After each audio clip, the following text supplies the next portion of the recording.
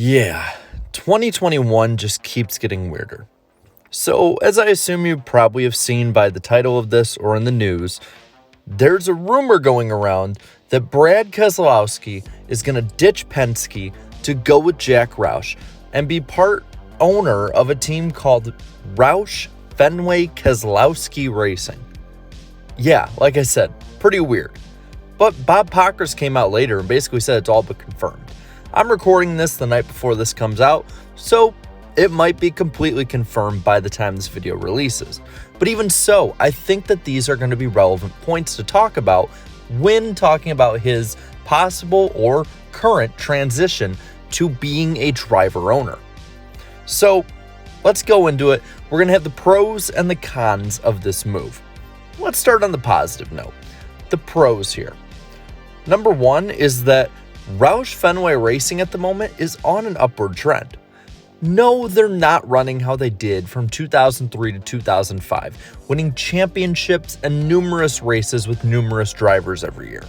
But Ryan Newman and Chris Buescher are running better than they were last year at this time, and they are showing a ton more speed as well. It's not like they're just lucking into it with strategy or with other people or with attrition.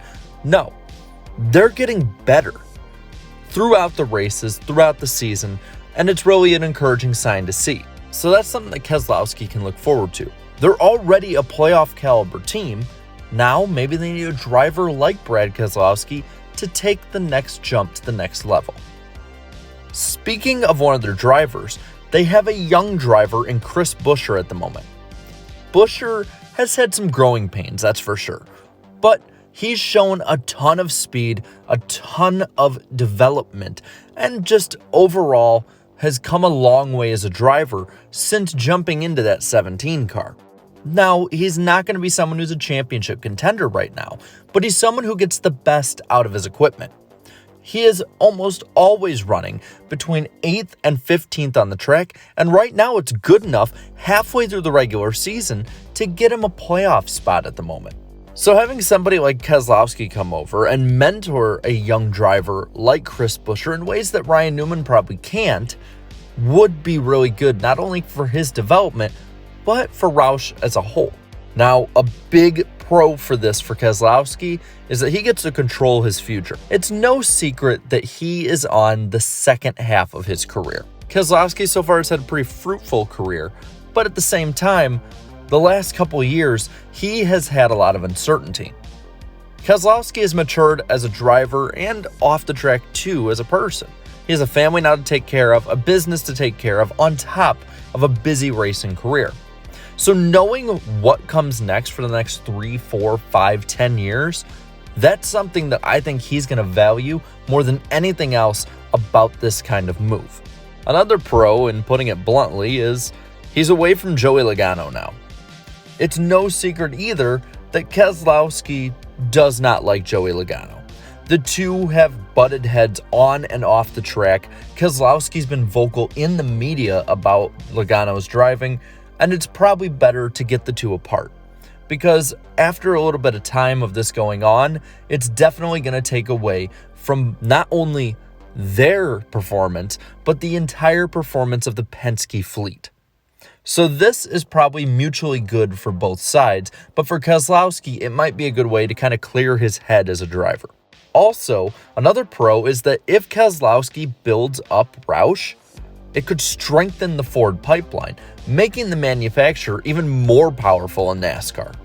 Currently, Penske is about the only team that runs regularly competitive in the Cup Series when it comes to NASCAR, when it comes to the Ford fleet. Roush does okay, and so does SHR, but they're nowhere near as good as Penske. Now, having two good Ford teams would go a long way. It's something that Ford hasn't seen on a regular basis for as long of a period of time since I'd say Yates and Roush doing well in the early 2000s. So again, fix is not only something that Keselowski will probably need, but something that a lot of people around him are going to want. He brings value. Now, another person or group that brings value is the Fenway Group, which has part ownership with LeBron James. Now, I'm not saying LeBron James is going to come in and start doing day-to-day operations with the team, but maybe Keselowski can draw in some attention from James. I mean, come on.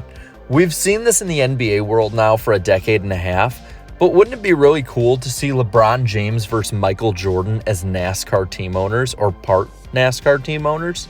I think that'd be something really fun. There's no way you can dig at one player or another about their basketball career with it, and it's something that brings eyes to the sport. I don't see any way that anyone could lose on that. Now, the last pro is also going to be my first con, so I'm going to talk both sides of this one. The unknown, aka the next-gen car. There's been a lot of hype about the next-gen car. I personally am excited for it, but at the same time, I'm cautiously optimistic.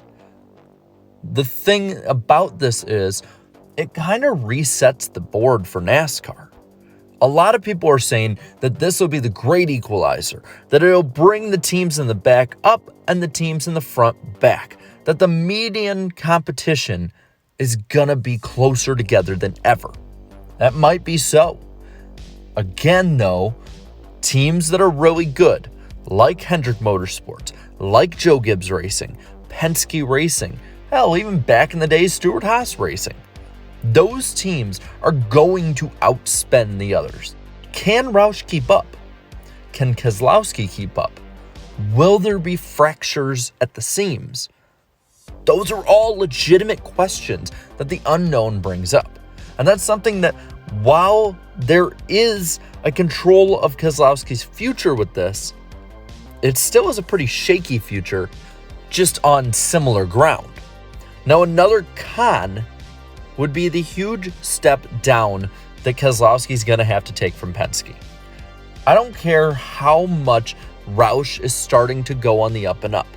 There is no way between 2021 and 2022 they're going to make up the distance on Penske. Penske right now is running, like I said, just as good as Gibbs or Hendrick. They are the top Ford team. It's going to take a lot to get Roush back up to the point that they can compete regularly with Penske. Currently, they have 2 cars, whereas Penske, with the affiliate of the Wood Brothers, has 4. There's going to be preference put on 4 competitive cars versus 2 semi-competitive cars. So can Keselowski's talent elevate the team? That's going to be a really big question heading into next year if this all goes through. Another con is that Keselowski is going to be 38 years old when the season starts. Now, no disrespect to people who are 38, but as a driver's standards, he's not exactly getting any younger. He's going to have to spend probably the next year or two building up this team, and it's going to take away from his career. He may not win until 2023 or 2024. That's a realistic risk that he is willing to take. But it could take away critical years in his career where he could get a championship at Penske. Now, another thing about Roush that's really a con is that Roush has a very old school culture. Now, Brad Keselowski is an old school guy, and he's very old school about his approach to things in the sport. But one thing that I know he can't be old school with is the approach behind the scenes when it comes to sponsorship, teams, and the cars. And this is something that drivers even like Mark Martin and Carl Edwards have alluded to. Roush just runs things like an old-style team. Keselowski's going to have to come in there and, in a lot of ways, clean shop, both figuratively and literally. And then another big one is there's going to be less teammates to get info from. Sure, you get information from the other Ford drivers, but at the same time, they're not your teammates. They're not in the same building. Now, you have to rely solely on Chris Buescher to get you help. Whereas before, even if you didn't want to work with them, you had guys like Ryan Blaney and Joey Logano to work with. And heck, you might even throw Matt DiBenedetto in there. Yeah, he hasn't performed well, but at the same time, he has had some fast cars. So that's going to be a huge change for him too.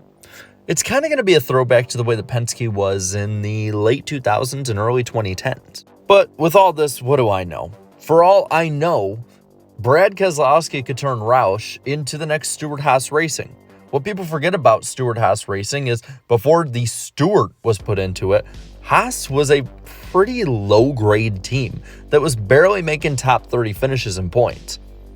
Maybe Keselowski just elevates them with his superior driving compared to the other drivers that have been there. We're just going to have to wait and see if it happens. And with that, I want to pass this one on to you. What do you think about Brad Keselowski going and being an owner-driver at Roush? Let me know down in the comments below. While you're at it, leave a like on this video, share this video, subscribe to my channel for more great NASCAR content like this, and hey, if you really like it, you can also join on my channel. And until next time, have a good one.